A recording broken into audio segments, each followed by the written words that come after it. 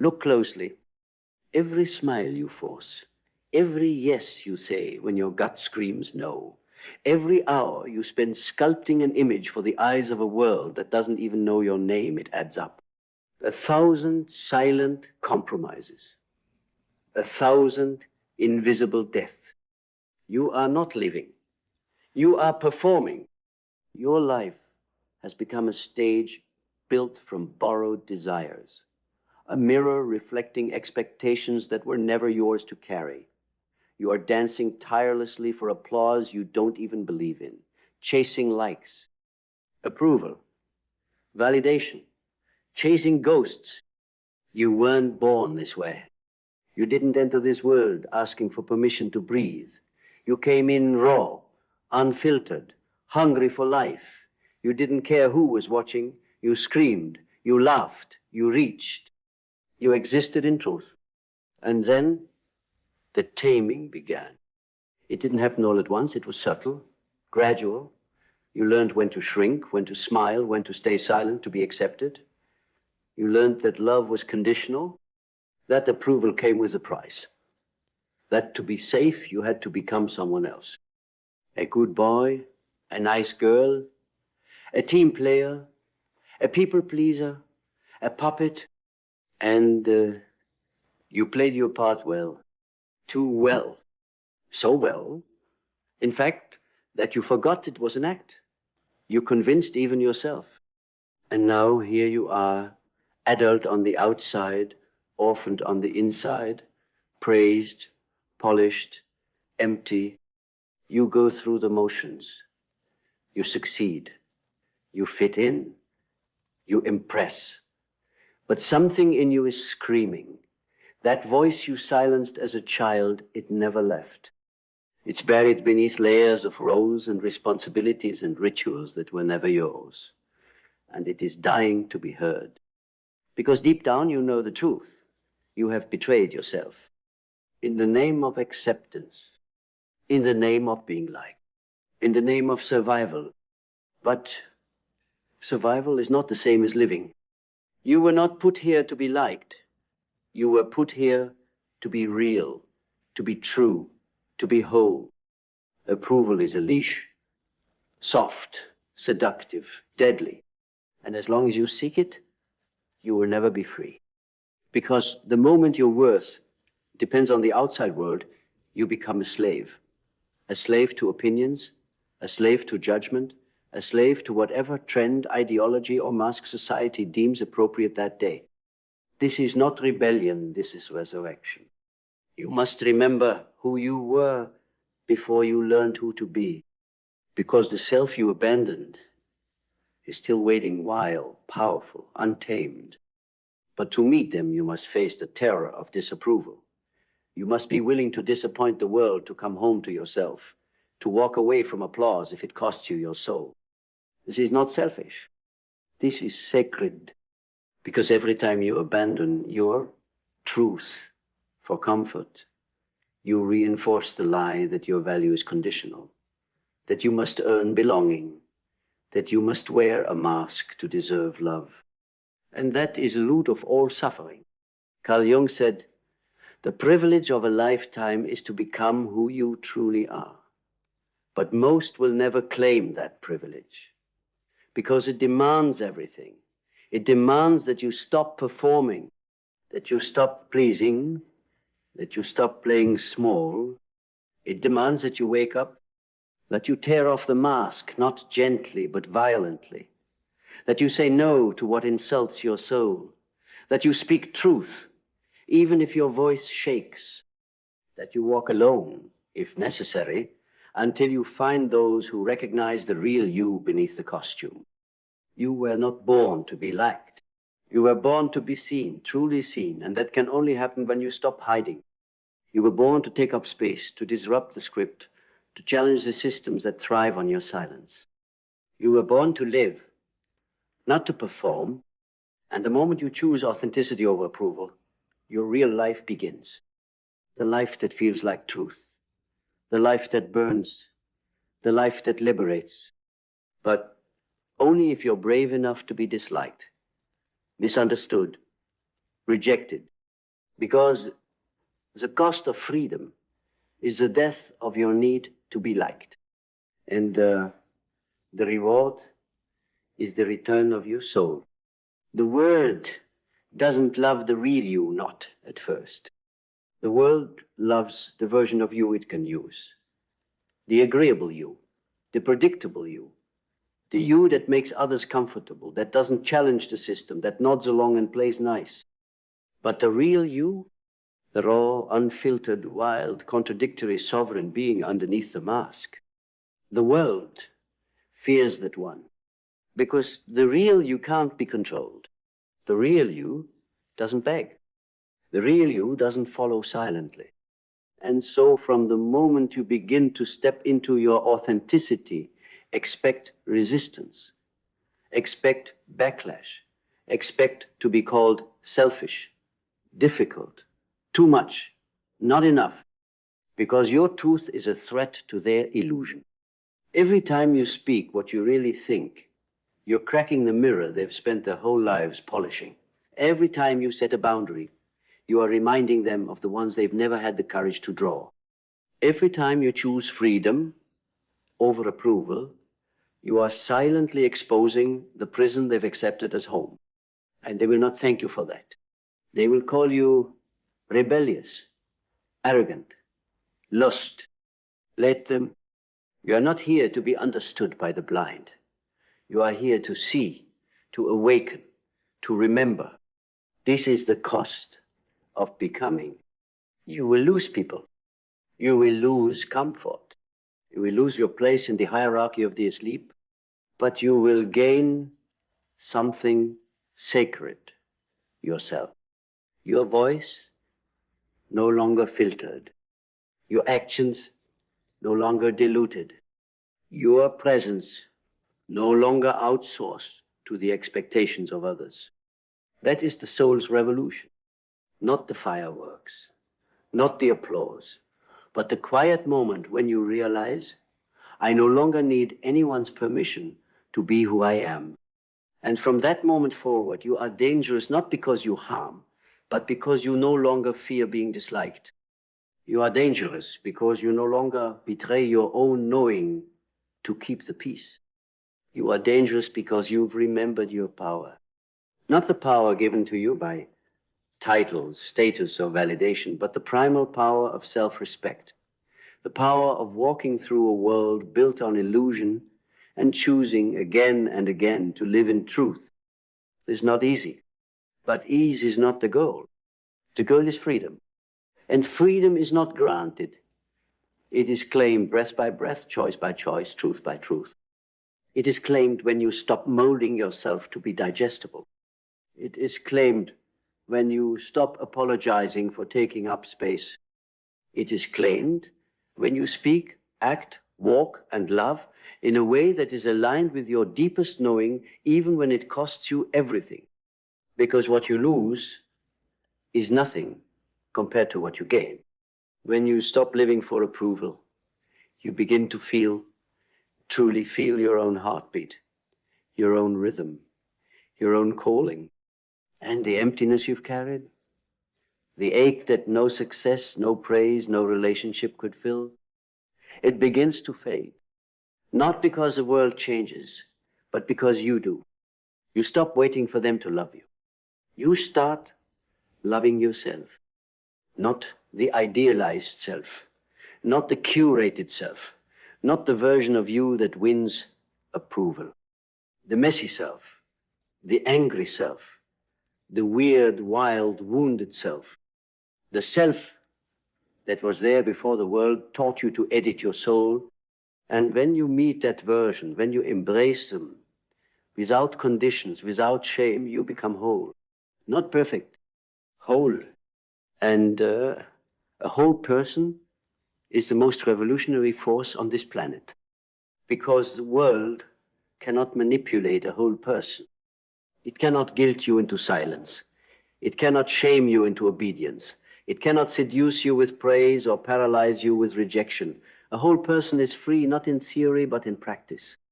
Not because they have nothing to lose, but because they have nothing left to prove. And when you no longer need to prove, you finally begin to create, not to impress, but to express, not to perform, but to participate fully, fiercely, and without filter in the sacred act of being alive. This is what you were born for, not for applause, but for alignment, not for conformity, but for contribution, not to be accepted, but to be authentic. But let me be clear, authenticity has a cost. You will lose the people who loved your mask. You will lose the comfort of blending in. You will lose the fake peace that comes from being agreeable. And in its place, you will gain solitude, stillness, self-respect. You will walk into rooms that no longer shrink. You will sit at tables and no longer swallow your voice. You will look into the mirror and no longer see a stranger mimicking someone else's dream. That is the quiet victory. That is the real wealth. Not the currency of likes and followers, but the currency of inner truth. Because in the final hour, when the noise fades and the stage is gone, and all that remains is the silence of your soul, only one question will matter.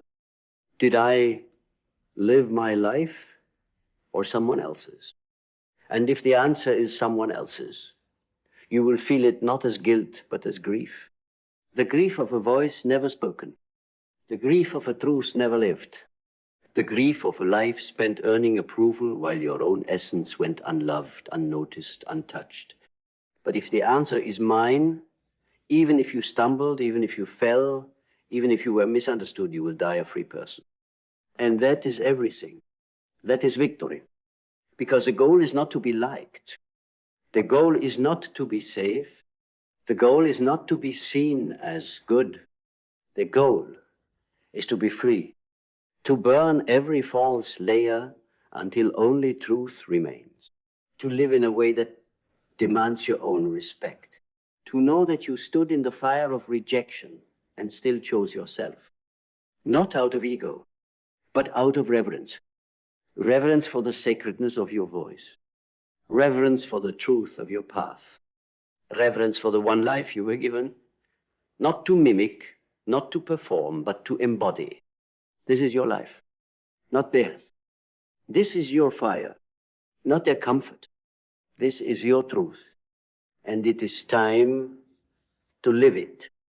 You were never meant to be a replica. You were never meant to be a hollow echo of someone else's desires. You were meant to be a singularity unrepeated, unreplicable, ungovernable by the shallow laws of approval. But the world is relentless in its design. It trains you to conform with 1,000 subtle shames. Don't be too loud. Don't be too proud. Don't make others uncomfortable with your truth. And slowly, like water carving stone, your edges wear down. Not all at once, but piece by piece. Until one day, you wake up and realize you've become a ghost in your own body, smiling without joy, speaking without conviction, living without life. And that's when the real war begins. Not against others, but against the image of yourself you've come to worship, the curated self, the marketable self, the digestible self. That false god has to die, because as long as you serve it, you will live in chains. You will build your life in the prison of perception cell by cell, like bricks of performance, and call it success. You wear the praise of others like armor, not realizing it's also your cage. To escape, you must renounce the throne of their approval. You must dethrone the child within you who still believes love must be earned by sacrifice. You must be willing to walk into exile, to be outcast, misunderstood, even hated for the crime of being fully alive. But know this, every prophet was first a heretic. Every healer was first a rule breaker. Every soul that ever shook the world first had to break free from it. That is the prize of liberation. And yes, it will cost you. It will cost your comfort. It will cost your reputation. It may even cost relationships built on who you used to be. But what you gain peace. Not the fragile peace of being accepted, but the unshakable peace of being true. You gain clarity, the kind that comes when the fog of external expectation lifts and you finally see your path raw and radiant and yours. You gain power not over others, but over yourself. The power to say no, the power to walk away, the power to be without explanation or excuse.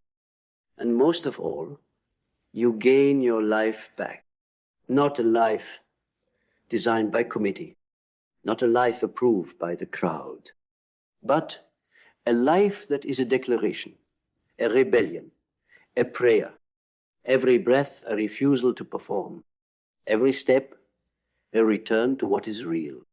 This is what they will never teach you, that your wholeness is a threat, that your freedom is offensive, that your authenticity, your boundaries, your refusal to conform terrifies those still in chains. But let your light provoke their shadows. Let your voice disrupt their programming.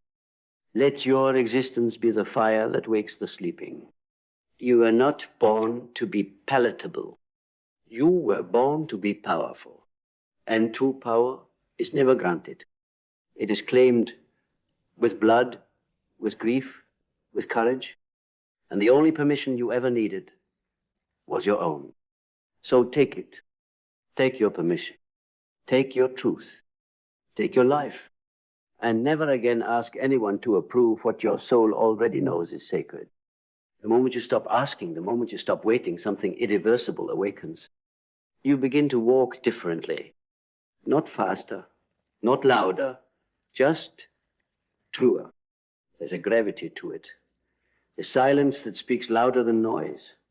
A presence that no longer needs explanation. You're no longer seeking the spotlight because you've become the flame. You're no longer molding yourself to fit into their comfort because you've outgrown their rules. You're no longer exhausting yourself to be seen because you finally see yourself. And when you see yourself, when you truly see, without judgment, without distortion, you become impossible to manipulate because they can't sell you what you don't crave. They can't control you when your worth isn't outsourced. They can't shame you when you've reconciled with your shadow. This is the quiet revolution of reclaiming your sovereignty. It doesn't come with applause. It comes with solitude. It comes with loss.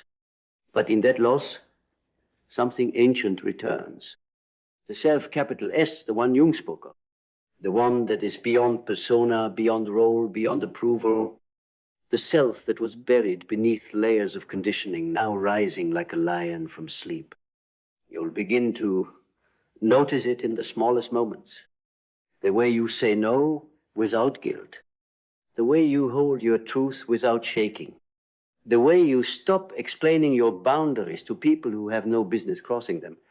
And most of all, the way you stop betraying yourself to belong. Because now you belong to something deeper. Not a tribe, not an image, not a performance. You belong to truth.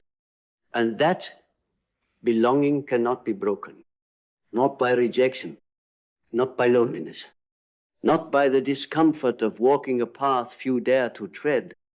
It is a loyalty to your essence. And once you taste it, you will never again settle for approval that demands your silence. You will never again trade authenticity for acceptance. You will never again shrink yourself to make others feel safe in their illusions. Because you finally understand your life is not a negotiation. It is a declaration that says, I am not here to be tolerated. I'm not here to be admired. I am here to be whole, to be real, to be free. And freedom is never polite. It disrupts, it challenges, it liberates, even when it offends, especially when it offends, because the world doesn't change through comfort. It changes through fire. And when you burn the false self, the one built for approval, you become that fire. Not to destroy, but to illuminate, to awaken, to remind others not with your words, but with your walk, that they too were born for more than applause. They were born for truth. They were born for freedom. They were born for themselves. And maybe, just maybe, your courage to live unapproved will be the permission someone else needs to do the same. Maybe your flame will light theirs. And together, we won't just survive this world, we will remake it. One liberated soul at a time. There will come a moment, not loud, not public, when you find yourself standing alone in the silence. No audience, no echo, just you. And in that silence, you will feel something you haven't felt in years. Peace. Not the kind handed to you by compliments or temporary validation, but the kind born from finally being whole in your own skin. The kind that wraps itself around your spine and makes you unshakable. That's when you'll know you are no longer a product of your environment. You are no longer a prisoner of their opinions. You are no longer living for them. You are living with you, fully, unapologetically, fiercely. And when you reach that place, when you've buried the illusion and raised the truth, the world can no longer seduce you. Because you're not playing the game anymore. You're not playing to win. You're playing to wake up. You're not here for status. You're not here for applause. You're here for alignment. That word alignment, it changes everything. Because aligned people don't chase. They attract through gravity. They don't beg to be seen. They become so visible in their truth, the world can't look away. You don't need to scream your worth when you're walking in it. And that's what you do now. You walk not ahead of others, not behind them, but beside your truth. And when people see that, it stirs something ancient in them. Not envy, remembrance. Not comparison, recognition. They see in you what they buried in themselves. And you become more than a person, you become a portal. A portal back to the real, the raw, the sacred, the self that existed before the world, taught them how to hide. And in that way, simply by living your truth, you give others permission to meet their own. But you don't live for that. You live for you, not to rebel, not to prove, not to impress, but because the deepest act of worship is to become fully yourself. This is not ego. This is soul, because your truth is your altar. Your breath is your prayer. And your life, lived authentically, fiercely, freely, is the most powerful offering you will ever give to the world. So let them misunderstand you. Let them talk. Let them leave. You did not come here to be liked. You came here to live. Fully, deeply, uncompromisingly. And from this day forward, you will. And now, when every mask has fallen, when every applause has lost its meaning, when you stand alone in the sacred silence of your own being, you will understand. You never needed to be accepted. You never needed to be loved with conditions. You never needed to be validated to feel worthy. Because finally, you have come home. Not to a place, but to yourself. The real you. The wild, imperfect, untamed, radiant you, who has always been waiting to live without apology. You no longer ask for permission to exist. You no longer compromise to be loved. You no longer live like a servant and begin living like a sovereign soul.